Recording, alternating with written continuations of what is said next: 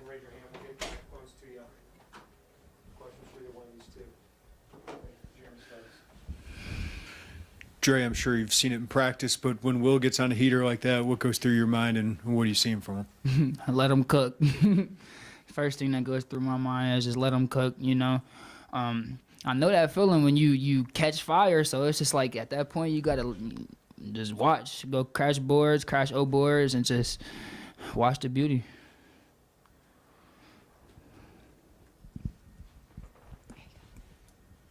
This was for you, Dre. So obviously last year you showed some flashes of what your game and whatnot, but what have you worked on specifically this year that's kind of turned the page for you? I say the main thing I worked on is just trying to become a leader, you know, no matter what role I have, it's just being a leader, you know, helping the guys stay level-minded, not too high, not too low, and just to keep the next game mentality, work for the next game. Will, how did it feel to do that in your first college game and just what allowed you to get going like that? I feel like it feels really good, but obviously Dre like led the way for us. Like he started us off, and you know I just caught fire at the end, so it was great.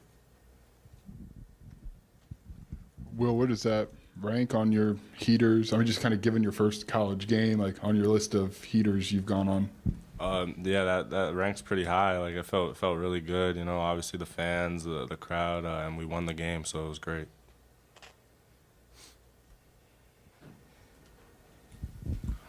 Will, just what did you learn from Ole Miss? You know, first game at this level against an opponent like that, and how did that help prepare for this game?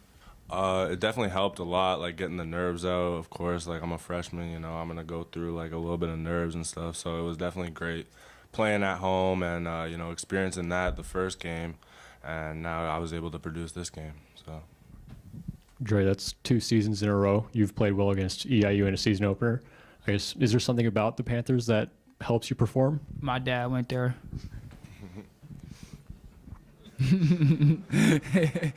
That's all I gotta say. As for both of you, how do you describe what this offense can be, like when you guys are kind of maxed out? I mean, I don't know a good way to describe y'all rather than what everyone just seen, you know. We have a lot of like players that can do almost everything: shoot, drive, handle the ball a little bit. So you know that just helps us. So you know we can stay spaced, and we got shooters on the floor. It's not too many people that could just stay in front of us without fouling and without help. So that helps us do a lot of things. You know, work a lot of things into our offense. Yeah, we play really fast. We shoot a lot of threes, and it's very hard to like beat a team if you shoot a lot of threes, and we shoot them at a high clip. So it's great. Sure. Trey, this is a super new team this year, but it seems like you guys still have a really good offense. What's it like just playing with a bunch of new guys, you know, with a lot of guys leaving from last year's roster? I feel like last year's roster was a bunch of new guys, you know, so it's kind of just the same thing, just a little minor adjustment, but knowing at the end of the day, no matter win, loss, good game, bad game, that at the end of the day, these are still your brothers. You know, we're on the same team, we're all a family, you know, so more of the point is, you know, we always got each other's backs at the end of the day, for sure. Dre, we learned that Ty's redshirting this season. Just how's the team taking that? What do you know? How do you guys take that? And now your role is the lone returner from last year. How does that change anything? I'll say this is the only thing I'll probably say about it, but it just makes a lot of other people got to step up, for sure. Dre, what are you thinking when Tommy's laying on the floor and kind of has to be helped into the locker room? And then was there relief when he finally comes back on the floor? Yeah, obviously, you know, every Illinois fan that sees that's probably a little worried just as much as we were. But I think I went over there and I seen a little I think I was looking down there and I seen a laugh or a smile on his face. So I was like, oh, I couldn't tell if he was okay or not, though. But, yeah. Really, for both of you, KJ sees the floor so well. For you to know if you find your spot that he's gonna find you.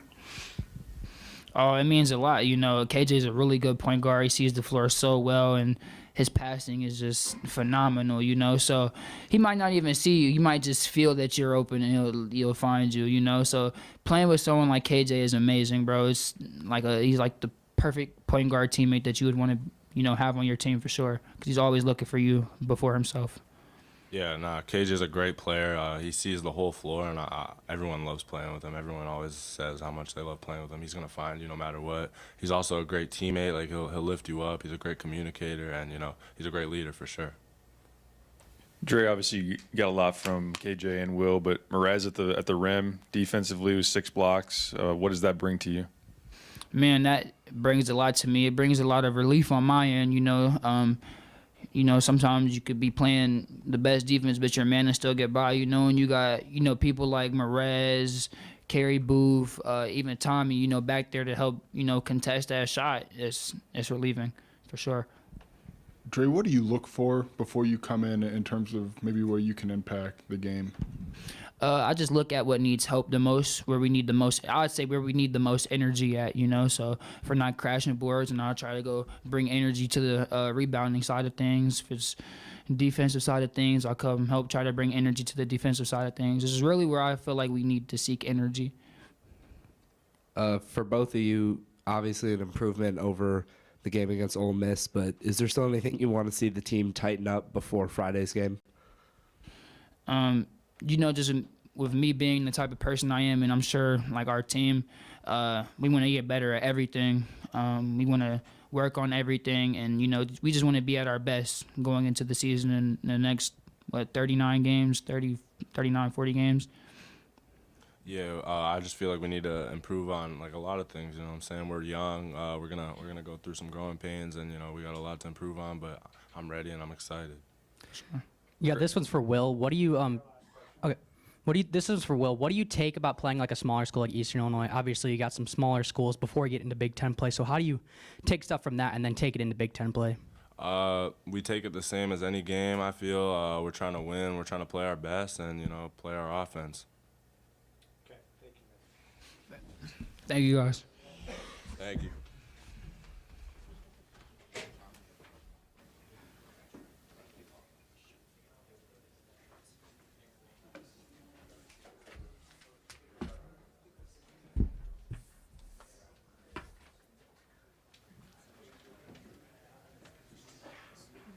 Derek.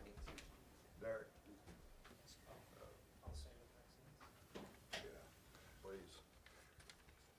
The hell, you guys can't leave any popcorn? Jeez, Christmas, what do we get?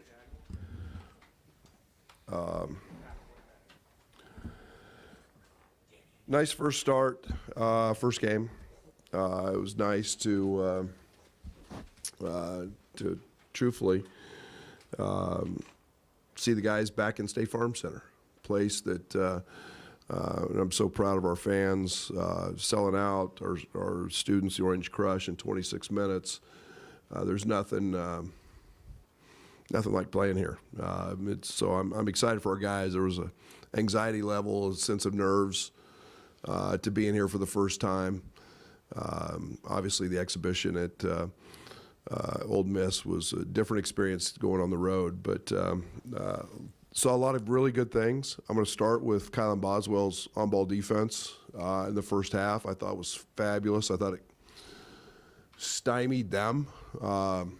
It controlled the tempo, forced them out of what they wanted to do. I thought that was spectacular. I thought, obviously, Dre Gibbs, Lawhorn doing what he does, just get a bucket. And his first half was really impressive. Great looks, got fouled, got on the offensive glass, a little bit of everything. And then I thought Tommy was really kind of the dominant offensive figure in the first half, and both on the glass, running stuff to him. You saw a little bit of his passing ability. But again, he had a tough night shooting it, which is something he has been doing at a very high clip. So, if he throws a couple of those in, it's a different, really a big night for him. But the second half, I thought was a little bit better. I thought the one thing I thought the first half, we missed a lot of good looks that we normally make, but we got 50% of our misses back, and that was a positive. And then Merez defensively, 6 blocks, tied a freshman record. And then obviously you guys got to see a little bit of what we get to enjoy quite often in Will Riley on a heater. And hard shot maker, wasn't like they weren't guarding him. And he's just got that gift. And so it was a nice first night. We did a lot of things positive. I thought our tempo, other than we had a little, I think Bam had a couple back-to-back turnovers, so I thought we did a much better job of taking care of the ball. But KJ, that's KJ. You look at his stat line, and he just stuffed it. And they trapped ball screens. He's gonna play out of it. Wasn't a big night for him shooting the ball, but 7 assists, 2 turnovers, handling the ball all the time, 5 rebounds. Pretty good debut. I apologize for the cough. Brad, you mentioned you get to see it often. How often does that happen with Will, and when does he get in that zone? What is key for him? I don't know, about every day. Yeah, he's just got a gift. It's he was our leading scorer in the Butler scrimmage. He was a guy that competes. He enjoys it. He is, when he gets 1 or 2 going, it's so many ways. He understands. He got the foul line. It was offensive rebounding. It was 15-footers. It was threes off the dribble. It's a little bit of everything. So he's not just, hey, we're going to do this one thing and stop him. He's got a pretty full package. Brad, 2 things on Tommy. Just in that first half, Marty mentioned about how good of a passer he was, especially in the first half. Just his skill along with his size, is that going to be a unique thing? And 2, when he's on the floor, it seemed like you were, I don't know how to say this, but giving him crap as he was walking off the floor, or what? Did you think it was serious when he was getting carried off? I always think things are a little serious, but I saw him smile, so I knew he was tired. And, then he told me the real reason was he had to go to the bathroom. So with Tommy, there's always a little sense of that. But he's a terrific passer. He's got an extremely high basketball IQ. His feel allows him to do and make others better. You can run a lot of offense through him. He's so efficient, and just in terms of his numbers. We didn't get him a lot of looks tonight other than the 3. Got 10 shots, but, he's going to make 3 or 4 of those threes almost every night. And, if not, he can bounce it. And, he threw a nice pass off the dribble. So, yeah, his passing's pretty special. Brad, I know you saw Will have a similar display in the EYBL this spring. What does it say about him to come in here to a new level and do that in his first real game? How similar are those two? I don't think he cares. I don't think it matters for him. He's different. Will's got a different passion, motivation for the game than a lot of people. He's just got a gift that he gets lost in the world he's in. I saw it a lot with Michael Beasley, and I'm not trying to compare him to Mike, but you just play, and Will does that. He just plays the game the right way, and when he gets on one, you just want to keep feeding the monster, and it's fun to watch. Brad, obviously defense struggled a little bit at Ole Miss. How do you feel like you progressed coming in this one? Well, we actually guarded the ball. I mean, we actually sat down today and guarded. We were atrocious in that exhibition game. We had no grit. We had no fight. If you ask what our identity was, it might be a lot of things that weren't very positive. So we've really had to get back after that. And, the Eastern's a good team. Marty does a great job, and those guys shoot a ton. they're in ball screens maybe as much as any team in the country, and they're going to shoot a ton of mid-range pull-ups. And it was a great night for us to believe that, yes, they're going to hit a few. But over the course of 40 minutes, it gets really hard to do that. And I thought our rear view contests were good. I thought our communication, which is something we've been harping on from day one, was really good. It was nice to see the freshmen out there talking, but Kylan does a tremendous job of that. He's a quarterback out there. Coach, do you like how KJ can push the pace, especially in the second half? Seems like that's a big part of getting into the offense and creating scoring opportunities. Yes. And, I think it's one of the transitions that KJ's going through. In Europe, they play, there's maybe a little more sets involved. But on misses, we got to go. And I didn't think in the first half we did a great job of running, especially our wings.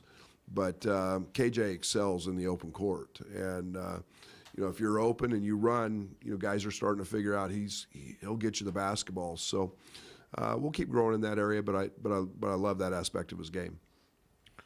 What's Dre maybe done in the last month or last couple of weeks that he played well at Ole Miss, and then tonight maybe played one of his better games as well? No, I think it goes back to the work he started last spring towards the end of the season, and I think that I was gaining a lot more confidence in him. He had problems staying out of foul trouble in a lot of games. So his stints were a little shorter, so it was hard to see that offense get going. But then you get an off season of work, which he works. He's put the time in. He's changed his body with Fletch, and now you get, that, to sound very cliche, freshmen become sophomores, and he's confident. He's defending without fouling. He's impacting the game on that end just as much as he is on the offensive side. So turned into a really, really nice player. Brad, what went into Ty's decision to redshirt, and how does that impact your team? Yeah, I think the one thing about young people is they have goals, they have things they want to try to reach. I think it was an opportunity that he felt and we felt that he could continue to grow. In terms of his game offensively, there's not a sweeter, and I use that term, nicer young man, kind heart, good human being, does everything right, will be a coach to these guys. But just has some areas of his game that he wants to continue to work on, and we support that. And development is what we've hung our hat on in this program, and he knows he's got a great group of coaches to help him do that. And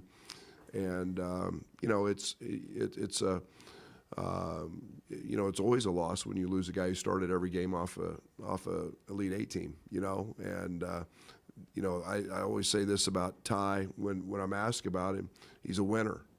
You don't have to look at the box score. All you have to do is look at the wins and the losses. And whether it was his AAU team, whether it was his high school teams, or what he's done here for 2 years, he just wins. So we're going to need his voice. We won't have him on the court, but we're going to have his voice in terms of helping guys develop and grow in the locker room. Can you walk us through a timeline for when it kind of became clear to you that this was his path? No, I mean, it's been something that I don't know if there is one. I think there's conversations that happen. I think there's you understand how much time he's spent in the off season. I think there's a lot of things. I don't know if there's a specific timeline, to what this is, but it's just something that we've talked about here before the start of the season and through the exhibitions for last 3 or 4 weeks and since practice has started, I think he's excited about the next step and in his development, as I am as well. Brad, you always speak about how well coached that Marty is. How do these matchups help prepare the team? Well, two things. One, Marty's won a ton of games throughout his career, and you know his teams are going to execute. And from an execution standpoint, they make you have to defend them. They make you guard them. They run, 2 or 3 actions that they got baskets on. We've got to learn to handle those better. I made a comment to Orlando and Zach on the bench. I said that's something we haven't worked enough on, and we got to get back to that. And but his teams always play hard. It's one of the top defensive teams in their conference. They will be again. They force a ton of turnovers, and it's a great appreciation for Marty and of course we've got a lot of connections over there. It's close. Tom is one of us, and so it's just a great opportunity for us to play them. We benefit as well as I think they do. Brad, you scored 110 of your 112 points either in the paint, from 3, or at the foul line. Is that about as good as you can do? Where were the other Will two? hit a pull-up too, I think. At the end. He was on a heater. So. I'll have to run him. That's all we talk about: threes, layups, or paint shots, and we play It's crazy because you're going to ask me to explain it, and I can't. We play a shot selection game which has completely different scoring than the game of basketball does, based on where you shoot the shots and how you get them. And it's making players aware of those good and bad shots. And tonight was, I don't know, 46 free throws, 42 threes. I hope we have a night where we have 50 point attempts and make 25 of them. It's what this team is made to do and what we're trying to help them do. And again, we shot poorly in the first half, and numbers are pretty good. Coach, how would you describe Morez Johnson's rebounding prowess, and how important is that going to be for you when you get into the heart of the season? Huge. Morez is a gifted rebounder. He's got a nose for the ball. He chases it. He's extremely physical. Morez's lower base is extremely strong, so he doesn't bump easy. He's always on balance when he goes to rebound. I think I might be mistaken. I think he holds USA Basketball's record for the most rebounds in a game with USA Basketball. But you see his versatility, his athleticism. He has the ability to go block shots. He has the ability to go grab rebounds above the rim, and that's something, I'll be very honest, we haven't had. So excited for his development and what his future holds. Hey, Coach, with all these new guys, you're going to need leaders. How important is it for the new players to see the lone returner now in Dre not only be an improved scorer, but just hustling everywhere, the effort? It seems like he's breaking a sweat as soon as he steps on the court. Yeah, the best thing about Dre is, and I appreciated this so much about Dre last year, when he wasn't playing, he is genuinely happy when others succeed. And that is so contagious. I love that about Dre. And, he's the cheerleader. All of our guys in our locker room know how hard he works and how much time he puts in. So that translates. He's an easy guy to root for because he's everything that we're about. And, my hat's off to him because he's put in the work. He's seeing the rewards now, and it's just he's about the right things. Brad, a year ago you were talking about Sincere going down the development path, and obviously he didn't end up staying here. Is it difficult when you expect a guy in a certain role, and then with the red shirt, there's no guarantee you'll have them the following year? Yeah, it's the world we're in. It's the world we're in. I think he's. In Illini, I think he's our guy. He's we love Ty to death, but our world doesn't have any guarantees now, and so we'll do everything that we can do within our power to, to help him be as successful as he can be. And, there's no rhyme or reason to anything, but we sure hope he's an Illini. With like 3 or 4 minutes left, you were able to empty the bench out. Is there a reason Jason didn't end up getting on the court? No, we're approaching that red shirt topic with him as well, and so we don't want to put him in a stressful situation with that. Brad, you mentioned the 46 free throws. It seemed like last year that was dictated by whether or not TJ got to the line or not with your team. This year is 30, 35 a night realistic because of the 5 you can put out there? I hope so. I hope it's, I think that, I'll be honest, one of my big worries in the offseason is how do we replace 287 free throw attempts by Terrence Shannon. Those were a lot of points. That led to a lot of efficiency. I think that every game is different, but I do think that living in the paint, attacking the rim, keeping the floor spaced, being able to attack closeouts, all of those things are vital to our success offensively, and getting fouled is something we work really hard on. We think it's a really good thing. Thanks, guys. I'll send an advisory. His next meeting Thursday morning.